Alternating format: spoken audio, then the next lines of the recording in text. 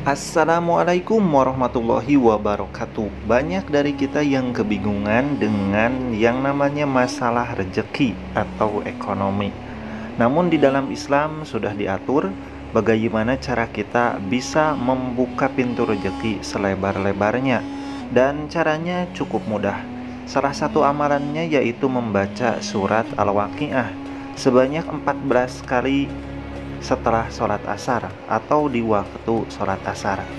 Bahkan disebutkan dengan kita membaca Al-Waqiah sebanyak 14 kali sama jumlahnya dengan kita membaca surat Al-Waqiah ini sebanyak 41 kali, atau pahalanya setara dengan kita membaca sebanyak 41 kali jika kita membacanya di waktu setelah sholat asar. Surat Al-Waqiah ini menceritakan tentang kiamat. Namun apabila kita teliti di dalam surat tersebut, selain membahas terjadinya hari kiamat, juga digambarkan keadaan di surga dan keadaan di neraka. Dan disebutkan pula bahwa manusia terbagi menjadi 3 golongan, di mana golongan kiri yaitu di dunianya yang sering bermewah-mewahan dan juga terus-menerus mengerjakan dosa yang besar. Dengan membaca surat Al-Waqiah ini bisa memberikan kita kekayaan yang berlimpah dan membuka pintu rezeki yang tidak terduga. Amalan ini juga dianjurkan berdasarkan hadis dan juga beberapa kitab seperti kitab Mujarobat. Jika dibaca sebanyak 14 kali, seluruh hajat atau keinginan yang berkaitan dengan rezeki akan segera dikabulkan oleh Allah Subhanahu wa Ta'ala. Bagi yang sedang punya hutang dan ingin cepat lunas, yang sedang mumet dengan perihal ekonomi atau rezeki, segera amalkan amalan ini.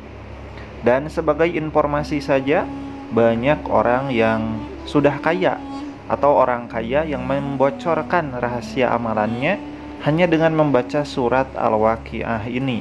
Dan atas izin Allah Subhanahu wa Ta'ala, orang tersebut berhasil menjadi pengusaha sukses dengan harta atau aset miliaran rupiah dan terkenal bagi sebagian orang.